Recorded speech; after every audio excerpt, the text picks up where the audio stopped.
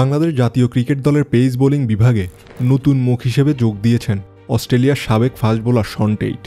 2.5 বছরের জন্য টেইটকে নিয়োগ দিয়েছে বাংলাদেশ ক্রিকেট বোর্ড। তার সঙ্গে বিসিবির চুক্তি 2027 সালের নভেম্বর পর্যন্ত। টেইট বলেছেন, এটা বাংলাদেশের জাতীয় দলের সঙ্গে যুক্ত হওয়ার চমৎকার সময়। আপনি চাইলে এটিকে নতুন যুগের সূচনাও বলতে পারেন।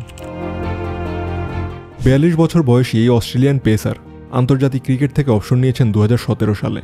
এরপর থেকেই তিনি কোচিংয়ে মনোযোগী হয়ে কাজ করেছেন পাকিস্তান, আফগানিস্তান ও ওয়েস্ট ইন্ডিজ জাতীয় দলের সঙ্গে। এছাড়া ফ্র্যাঞ্চাইজি ক্রিকেটে BPL, PSL, Big Bash, LPL এবং ইংলিশ কাউন্টিতেও কাজ করার অভিজ্ঞতা রয়েছে তার। সর্বশেষ বিপিএলে তিনি চিটাগাং কিংসের প্রধান কোচ হিসেবে দায়িত্ব পালন করেন। বাংলাদেশ দলের পেস ইউনিটে তিনি কাজ করবেন নাহিদ রানা, তাসকিন আহমেদ, হাসান মাহমুদের সঙ্গে।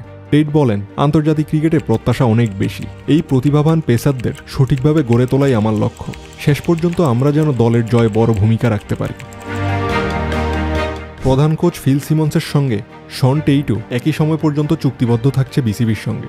তিনি জানান, ফিল সিমন্সের সঙ্গে কাজ করার সুযোগটা দারুণ রোমাঞ্চকর হবে। সামনে যা অপেক্ষা করছে তা নিয়ে আমি খুবই আশাবাদী।